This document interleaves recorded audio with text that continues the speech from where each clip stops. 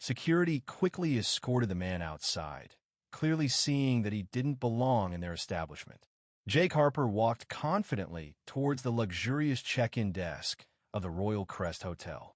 His casual attire, a faded pair of jeans and a simple black t-shirt, immediately drew the skeptical gaze of the hotel's manager, Leah Montgomery. The chandeliers above, glowing with soft golden light, reflected off her sharp, calculating eyes as she sized him up. He was dark-skinned, dressed simply, and yet his confident posture suggested he was someone who didn't fit her idea of who should have access to luxury. Leah cleared her throat, her voice almost sweet as she addressed him. "Excuse me, sir. This is a private hotel." Her words dripped with false politeness. The other guests, mostly white and wealthy, turned their heads in curiosity at the unfolding scene, eagerly watching her assert control over the situation. But Jake remained unfazed. "Good evening," he said with a calm smile. "I have a reservation under Horizon Enterprises." Leah didn't even bother checking the system. Her eyes scanned his casual outfit, dismissing him immediately. "I'm sorry, but I think you're mistaken," she said with an exaggerated sigh, her voice sweet but condescending. "This hotel only caters to a certain caliber of guest." Her emphasis was obvious, and a few guests in the lobby watched in approval, their whispers almost audible. She gestured to the security guards, a signal that clearly meant trouble for Jake. "Perhaps you'd be more comfortable at a less exclusive establishment nearby," Leah added, her words more pointed now.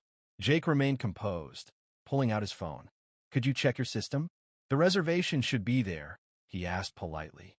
Leah chuckled, her laughter tinged with cruelty. "Sir, I don't need to check anything. I can see with my own eyes that you're not someone who belongs here." The silence in the lobby was palpable. The staff exchanged uncomfortable looks, but none of them intervened. Leah, sensing her audience's approval, continued with more theatrics. "We have standards here, you know.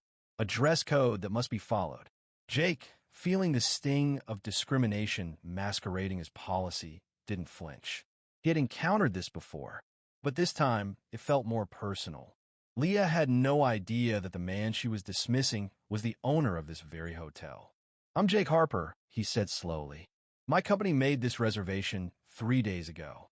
Would you mind just double-checking?" Leah's eyes narrowed as she hesitated. The name rang a bell, but she brushed it aside. "Look, I don't know what you think you're doing, but impersonating guests is illegal." She signaled to her assistant, Thomas Young, to get security. Thomas hesitated, sensing something was off. Jake's demeanor didn't match the typical troublemakers they'd had to deal with. "Call security," Leah snapped, her eyes fixed on Jake. "This man is trying to scam his way into our hotel." She dismissed him with a gesture, making sure her words were loud enough for the guests to hear. "Look at him," she said. "Does he look like someone who belongs in a penthouse suite?" The guests murmured their agreement, some nodding in approval. Jake remained calm, his expression unwavering as he reached into his wallet and produced an exclusive black card, the type reserved for the elite. "Perhaps this will help verify who I am." Leah barely glanced at the card. "Anyone could buy a fake card these days," she scoffed. Moments later, 2 security officers arrived, each of them large and imposing. Jake recognized the type. Men who were likely following orders from a prejudiced manager, but decent enough at heart. He didn't resist, knowing the situation would soon reveal itself. "Good evening," Jake said quietly. "I believe there's been some misunderstanding. I'm a guest here."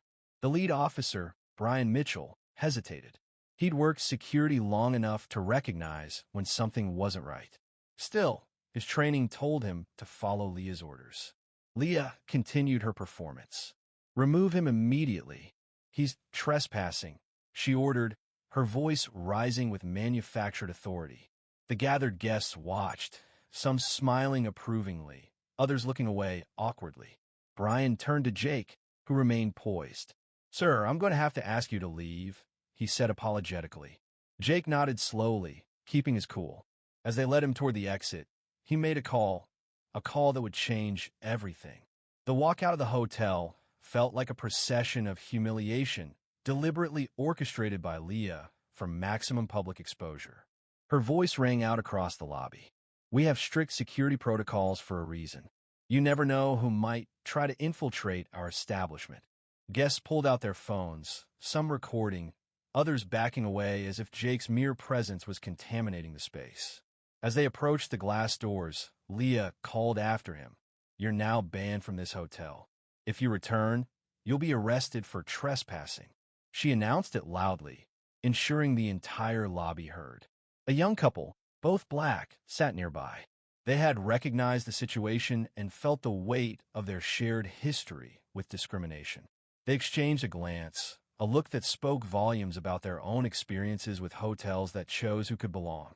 Jake stepped out into the night air, his mind racing. Despite the sting of the public humiliation, he knew something much bigger was at play here. Leah's actions weren't isolated. They were part of a larger system of exclusion, and that system was about to crumble. As he stood there on the sidewalk, he dialed his assistant, Jessica Ford. "Activate the Royal Crest acquisition announcement. We're holding a staff meeting in 20 minutes. Prepare termination papers for Leah Montgomery." "She's done." Seconds later, his phone buzzed. Jessica confirmed that the announcement had been sent, and stock prices for the hotel chain were already rising. Jake took a deep breath, recognizing that this wasn't just about Leah. This was about a whole industry that profited from exclusion and discrimination. As he watched the lights of the hotel behind him, he sent another text, this one to his head of HR, asking her to investigate the staff files. He suspected Leah wasn't the only one guilty of perpetuating this system. From within the hotel, he could see Leah still basking in her perceived victory. She was in the midst of regaling her guests with the story of how she had dealt with a troublesome guest. But she had no idea what was coming. Jake pushed the door open again, stepping back into the lobby. The phones were already buzzing. News of the acquisition had gone viral. As he walked past the same guests who had watched his earlier rejection, a few of them now recognized him. The young tech entrepreneur in the corner dropped his drink, his eyes wide in disbelief. Jake walked confidently to the front desk, where Leah stood, still holding court. Her face went pale when she saw him approach again. This time, her eyes were full of confusion and dread. "Excuse me, Ryan," Jake said calmly, addressing the assistant manager who had tried to defend him earlier. "I believe you have a reservation for Horizon Enterprises." Ryan fumbled, his hands shaking as he looked up the details. The same reservation Leah had dismissed earlier. "Yes, the penthouse suite," he muttered. Leah's face was ashen as she realized the enormity of her mistake. The guests, now aware of who Jake really was, pulled out their phones in a frenzy. Jake smiled slightly. "I think it's time we clear the air." And with that, Leah's world began to fall apart. "How many of you are holding onto phones right now? How many of you recorded what happened here?" Damon asked, his voice steady. Reluctantly, multiple hands went up. "Good. I want you to keep those recordings. Share them. This is what systemic discrimination looks like in luxury hospitality," he continued, pulling out his phone to display his millions of social media followers, all tracking his efforts to fight discrimination. "I've been documenting these incidents for years. But tonight was different." The young black couple from earlier stepped forward. "We've faced this too. Not here, but elsewhere." "Thank you for standing up," the woman said, her voice strong. Damon nodded, understanding the courage it took to speak up in front of so many. "Jake," he said, turning to the security officer who hesitated earlier. "What did your instincts tell you?" Jake shifted uncomfortably. "That something wasn't right," he admitted. "You were too calm, too dignified." Damon nodded. "Trust those instincts. They're based on experience, not prejudice." Leah Montgomery, who had been silent, spoke up. "This is entrapment. You can't fire me for maintaining our standards." Damon interrupted calmly. "You're being fired because you thought your standards were justified. You thought guests should look a certain way. That's where you failed." Damon turned to the crowd.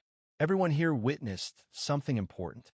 You saw how power operates when it believes it's safe from consequences.